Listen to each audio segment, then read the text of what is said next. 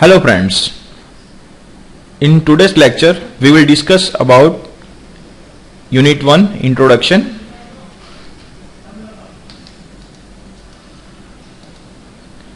First of all, we will discuss about system of units. There are the four systems of units which are commonly used and universally recognized. Total આપણે ચાર system છે જે universally recognise થયેલી છે unit બનાવવા માટે. First one છે FPS system. એફપીએસની આપણે ફૂલ ફોર્મની વાત કરીએ તો foot, pound and second. Here F stand for foot, P stand for pound and S stand for second. Second one છે CGS system. Here C stand for centimeter, G stand for gram and S stand for second.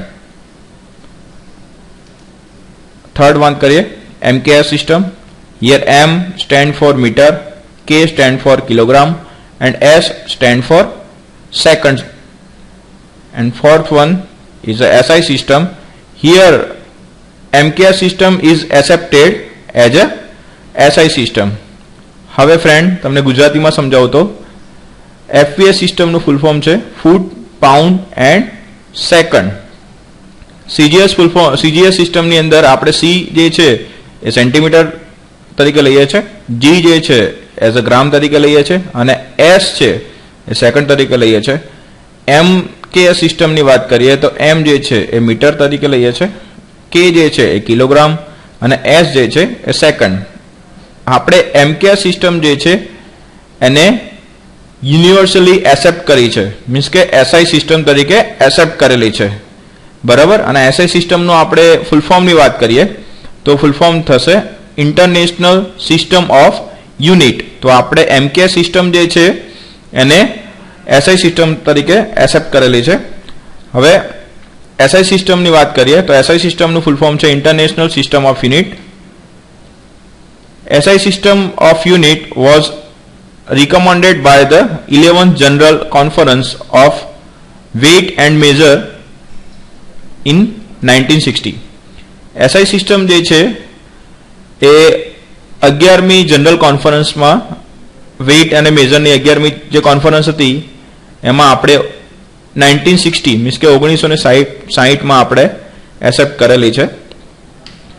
જો આપણે ઇન્ડિયાની વાત કરીએ તો in India, the Standard of Weight and Measure Act of 1960 has been revised to recognize all the SI unit in industry. ઇન્ડિયાની આપણે વાત કરીએ તો આપણે એક એક્ટ બનાવેલો હતો 1956. ઓકે, આખું જે છે the standard of weight and measure act 1956 એને આપણે રિવાઇઝ કર્યો અને રિવાઇઝ કરીને આપણે પછી એસઆઈ સિસ્ટમ જે છે એ ઇન્ડસ્ટ્રીની અંદર એપ્લાય કરી. ડેફિનેશન અને યુનિટ્સ જે એસઆઈ સિસ્ટમની અંદર આપણે યુઝ કરીએ છીએ એની એ આપણે જોવાના છે. એમાં ફર્સ્ટ વન છે ફોર્સ. તો ફોર્સ કોને કહેવાય? What is the force? Push or pull of an object is consider as a force. Push and pull comes from the object interacting with one another. મિત્રો, હું તમને કહું કે કોઈ ઓબ્જેક્ટ છે એને તમે ખેંચો છો અથવા તો એની ઉપર દબાણ એપ્લાય કરો છો, મીન્સ કે દબાણ એ જે ઓબ્જેક્ટ છે એને તમે દબાવો છો, બરાબર. તો તમે એ ઓબ્જેક્ટ ઉપર ફોર્સ એપ્લાય કર્યો એવું તમે કહી શકો છો. એક બીજો એક એક્ઝામ્પલ આપું કે one ball is strike on the wall. Means કે એક ટેનિસનો બોલ છે એ વોલ ઉપર સ્ટ્રાઇક કરે છે, મીન્સ કે દિવાલ ઉપર અથડાય છે. તો એ જે બોલ છે એ દિવાલ ઉપર ફોર્સ લગાવે છે અને એક્શન ફોર્સ લગાવે છે દિવાલ ઉપર, અને દિવાલ દ્વારા જે બોલ છે એની ઉપર રિએક્શન ફોર્સ લાગે છે, બરાબર. તો એ ફોર્સનું જ એક એક્ઝામ્પલ છે. હવે આગળ આપણે જોઈએ terms like stretch and squeeze can also use to denote force. Means કે ફોર્સને ડિનોટ કરવા માટે સ્ટ્રીચ મીન્સ કે ખેંચવું અને સ્ક્વીચ મીન્સ કે દબાવવું એ ટર્મ્સ બી આપણે યુઝ કરીએ છીએ. ફિઝિક્સની અંદર ફોર્સની ડેફિનેશનની વાત કરીએ તો the push or pull of an object with mass that cause it to change its velocity. Means કે ઓબ્જેક્ટ ઉપર તમે પુલ અથવા તો પુશ ફોર્સ લગાવો છો, બરાબર. એ ઓબ્જેક્ટ જે છે જેના અંદર શું હશે, એનું માસ હશે, બરાબર. ઓબ્જેક્ટ કોઈ બી ઓબ્જેક્ટ હોય તો એની અંદર દળ હોય, બરાબર. હવે એ જે ઓબ્જેક્ટ છે એની ઉપર તમે એની ઉપર ધક્કો મારો છો, બરાબર. તો એના લીધે શું થશે, તો ઓબ્જેક્ટની જે વેલોસિટી છે એમાં શું થશે, ચેન્જ આવશે. ઓકે, તો આપણે ઓબ્જેક્ટ ઉપર પુલ અથવા તો પુશ ફોર્સ લગાવીએ છીએ જેના લીધે ઓબ્જેક્ટની શું થાય છે, વેલોસિટીમાં ચેન્જ થાય છે. બસ આ પુલ અને પુશ ફોર્સ જે છે, પુલ અને પુશ જે છે એને જ આપણે ફોર્સ તરીકે ઓળખીએ છીએ. Force is an external agent capable of changing the state of rest or motion of a particular body. Means કે force એ external agent છે જેના દ્વારા આપણે કોઈ બી બોડી હોય, બોડી રેસ્ટમાં હોય તો એને ગતિમાં લાવી શકીએ છીએ, મીન્સ કે એને મોશનમાં લાવી શકીએ છીએ, અને બોડી મોશનમાં હોય તો એને આપણે સ્ટોપ કરી શકીએ છીએ, મીન્સ કે ગતિમાં હોય તો એને સ્થિર કરી શકીએ છીએ. It has a magnitude and a direction. Means કે ફોર્સ જે છે એ વેક્ટર ક્વોન્ટિટી છે, અને વેક્ટર ક્વોન્ટિટીમાં મિત્રો તમને ખબર જ છે કે વેક્ટર ક્વોન્ટિટી કોને કહેવાય, કે મેગ્નિટ્યુડ અને ડાયરેક્શન બંને હોય તો એને આપણે વેક્ટર ક્વોન્ટિટી તરીકે ઓળખીએ છીએ. તો ફોર્સ જે છે એને બી દર્શાવવા માટે તમારે દિશા અને એનું મૂલ્ય બંનેની જરૂર પડશે. Okay, the direction toward which the force is applied is known as the direction of the force. Okay, તો જે ડાયરેક્શનમાં આપણે ફોર્સને એપ્લાય કરીએ છીએ એને ફોર્સની દિશા તરીકે ઓળખીએ છીએ, અને the application of force is the point where force is applied. Means કે ફોર્સ આપણે જે એપ્લાય કરીએ છીએ, જે પોઈન્ટ ઉપર આપણે ફોર્સ એપ્લાય કરીએ છીએ એને આપણે એપ્લિકેશન ઓફ ફોર્સ તરીકે ઓળખીએ છીએ. હવે જો આપણે ફોર્સને મેઝર કરવાની વાત કરીએ તો force can be measured using a spring balance. Spring balance દ્વારા તમે ફોર્સને મેઝર કરી શકો છો. અને આપણે એસઆઈ યુનિટની વાત કરીએ, ઇન્ટરનેશનલ સિસ્ટમ ઓફ યુનિટ, તો એના અંદર ફોર્સનો યુનિટ છે ન્યૂટન. ઓકે, ફોર્સ જે છે એને કોમનલી આપણે એફ સિમ્બોલ વડે દર્શાવીએ છીએ. ઓકે, એસઆઈ યુનિટની આપણે વાત કરીએ તો ન્યૂટન એ એસઆઈ યુનિટ છે. તમે બાજુમાં અહીંયા જે ઇમેજ જોઈ શકો છો એ છે સ્પ્રિંગ બેલેન્સ, જેના દ્વારા આપણે ફોર્સ જે છે એ મેઝર કરી શકીએ છીએ ન્યૂટનની અંદર. ઓકે, ઇન એસઆઈ સિસ્ટમ નો આપણે બીજો જો યુનિટ વિચારીએ તો એફ બરાબર આપણે ન્યૂટન સેકન્ડ લો પ્રમાણે એફ બરાબર આપણે લખીએ છીએ ma. હિયર એમ જે છે, M stand for mass and a stand for acceleration. તો the unit of mass is kg and the unit of acceleration is meter per second square. તો એવું આપણે વિચારીએ મિત્રો, ન્યૂટનનો જે સેકન્ડ લો છે, ન્યૂટનનો ગતિનો બીજો નિયમ, એની અંદર આપણે F બરાબર ma એવું આપણે લખીએ છીએ. તો એમાં F જે છે એ ફોર્સ છે, m છે એ દળ છે, અને a છે એ એસેલરેશન છે, મીન્સ કે પ્રવેગ છે. તો m જે છે દળ એને આપણે કેજીમાં દર્શાવીએ છીએ, અને એસેલરેશન છે પ્રવેગ, એને દર્શાવવા માટે આપણે મીટર પર સેકન્ડ સ્ક્વેર, ઓકે, એનો યુઝ કરીએ છીએ. તો આપણે ફોર્સ જે છે એને કેજી ઇન્ટુ મીટર પર સેકન્ડ સ્ક્વેર વડે પણ દર્શાવી શકીએ છીએ. જો બીજા યુનિટની વાત કરીએ તો ફોર્સને દર્શાવવા માટે ડાઇન બરાબર પાઉન્ડ ફોર્સ બરાબર કેઆઈપી કિલો પાઉન્ડ એનો પણ યુઝ થાય છે. ઓકે, નેક્સ્ટ જોઈએ હવે તો work. In physics, work is the product of force and displacement. ફિઝિક્સની અંદર આપણે જો ડેફિનેશન આપીએ વર્ક, જેને આપણે ગુજરાતીમાં કહીએ છીએ કાર્ય, તો એ શું છે? તો it is the product of force and displacement. Here you see one man is applied a force to lift the object of 10 newton. અહીંયા એક માણસ છે જે 10 ન્યૂટનનો એક ઓબ્જેક્ટ છે, 10 ન્યૂટનનો એક ઓબ્જેક્ટ છે, એને લિફ્ટ કરે છે. ક્યાં સુધી લિફ્ટ કરે છે? 5 મીટર સુધી. તો એને ટોટલ વર્ક કેટલું કર્યું હશે? તો આપણે તમને સમજાયું કે વર્ક એ શું છે? તો ફોર્સ અને ડિસ્પ્લેસમેન્ટ મીન્સ કે બળ અને સ્થાનાંતર બંનેનો ગુણાકાર છે. ઓકે, તો કેટલું વર્ક કર્યું છે ચલો આપણે મેઝર કરીએ. તો વર્ક બરાબર force multiply by displacement. Here force is 10 newton and displacement is 5 metre.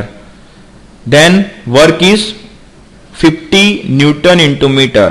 Okay, force જે છે એનો યુનિટ ન્યૂટન છે અને ડિસ્પ્લેસમેન્ટ એટલે સ્થાનાંતર. ઓકે, તો એને આપણે મીટર વડે દર્શાવીએ છીએ.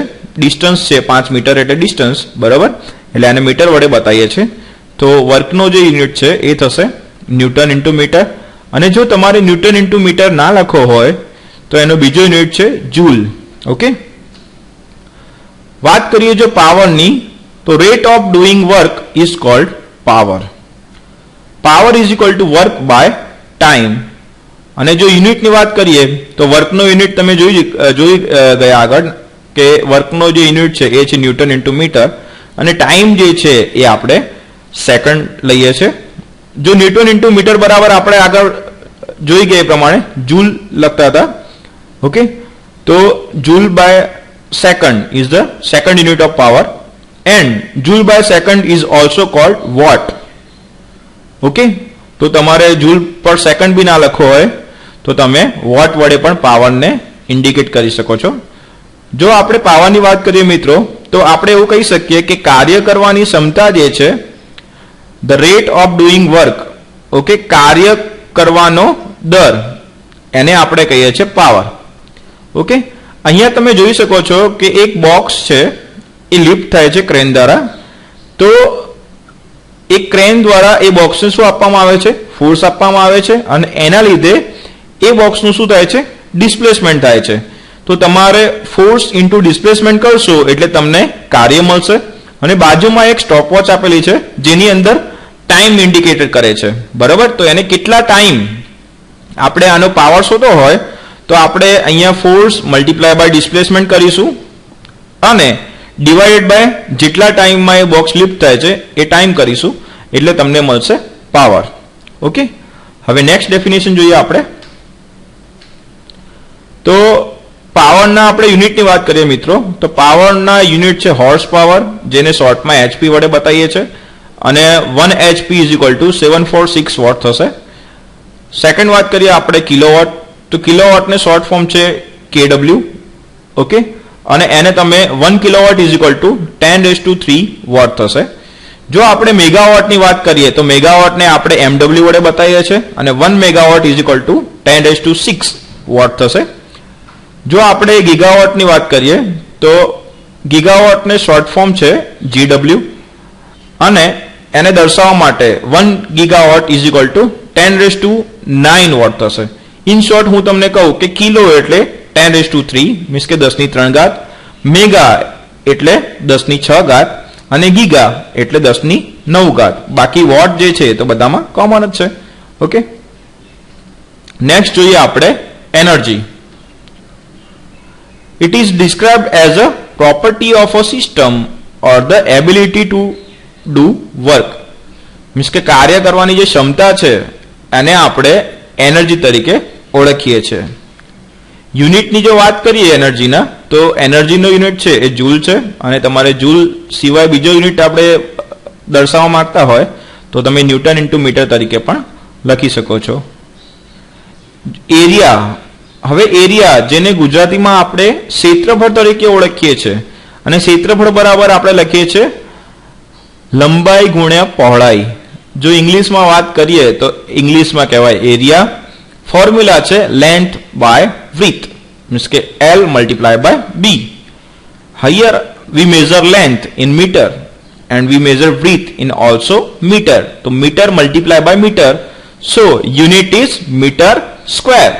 ઓકે મિત્રો, ક્ષેત્રફળનો જે યુનિટ છે એ મીટર સ્ક્વેર થશે. પણ ક્યારે? જો તમે લંબાઈ અને પહોળાઈ મીટરમાં લીધી હશે તો. જો તમે લંબાઈ અને પહોળાઈ છે સેન્ટીમીટરમાં લીધી હશે તો યુનિટ થશે સેમી સ્ક્વેર. ઓકે, અહીંયા તમે રેક્ટેંગલ, સ્ક્વેર અને ટ્રાયેંગલના યુનિટ જોઈ શકો છો.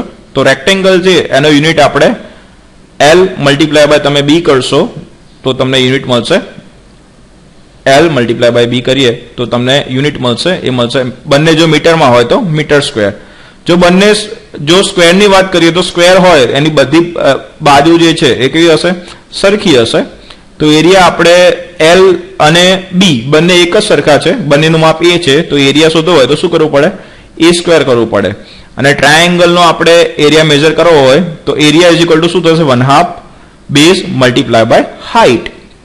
ઓકે, તો બેઝ છે એને આપણે અહીંયા તમે B વડે ઇન્ડિકેટ કર્યો છે અને હાઇટ છે એને H વડે ઇન્ડિકેટ કર્યો છે. ગુજરાતીમાં વાત કરીએ તો ત્રિકોણનું ક્ષેત્રફળ બરાબર શું થાય? 1/2 પાયો ગુણ્યા વેધ. તો અહીંયા પાયો એ શું છે? એની પાયાની લેન્થ કેટલી છે? તો B છે.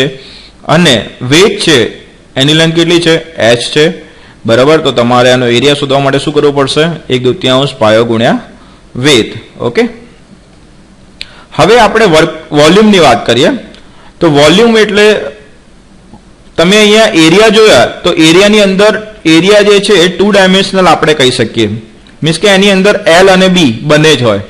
પણ આપણે જો વાત કરીએ વોલ્યુમની તો વોલ્યુમ છે એ તમને અહીંયા બધી જ ફિગર 3D લાગતી હશે, મીન્સ કે વોલ્યુમ છે એ શું છે? 3 ડાયમેન્શનલ છે. વોલ્યુમને દર્શાવવા માટે આપણે 3 ડાયમેન્શનની જરૂર પડે. જેમ કે અહીંયા ફર્સ્ટ વન આપેલું છે ક્યુબ. તો ક્યુબ જે છે બરાબર એની દરેક બાજુ છે એનું માપ A છે. તો આપણે એનું વોલ્યુમ શોધવું હોય તો A મલ્ટીપ્લાય બાય A તો ટોટલ થશે 1 ક્યુબ. ઓકે, તો સેકન્ડ વન છે રેક્ટેંગલ પ્રિઝમ. તો રેક્ટેંગલ પ્રિઝમ જે છે એની લેન્થ L છે, વિડ્થ B છે અને હાઇટ H છે. ઓકે, તો તમારે એનું વોલ્યુમને આપણે ગુજરાતીમાં કદ વડે મિત્રો દર્શાવીએ છીએ અને આપણે લંબાઈ ગુણ્યા પહોળાઈ ગુણ્યા ઊંચાઈ એવું કરીશું એટલે તમને વોલ્યુમ મળશે. ઓકે, તો L multiply by W multiply by H કરશો તો તમને રેક્ટેંગલ જે પ્રિઝમ છે એનું તમને કદ મળશે. નેક્સ્ટ વાત કરીએ સિલિન્ડરની. તો સિલિન્ડર છે એનું તમારે વોલ્યુમ શોધવું હોય તો તમને અહીંયા એક ટ્રીક આપું મિત્રો. વોલ્યુમ આનું ફાઇન્ડ આઉટ કરવા માટે કઈ રીતે કરશું? તો તમને અહીંયા આ ઉપર સર્કલ છે, આ સર્કલનું એરિયા છે બરાબર, એ તમને ખબર હશે, πr² આપણે લઈએ છીએ. ઓકે, હવે એની અંદર એની હાઇટ છે, એરિયા જે છે મેં તમને કીધું એમ કે એરિયા જે છે 2 ડાયમેન્શનલ પ્રોપર્ટી છે. એની અંદર હાઇટ જે છે એ આપણે એડ કરીશું તો તમને મળશે πr²h. ઓકે, તો સિલિન્ડર છે એનું વોલ્યુમ તમારે ફાઇન્ડ આઉટ કરવું હોય તો શું કરવાનું? તો તમારી જોડે ત્રિજ્યા હોય અને હાઇટ હોય તો તમે πr²h ની અંદર r અને h ની વેલ્યુ મૂકશો તો તમને સિલિન્ડરનું વોલ્યુમ મળશે.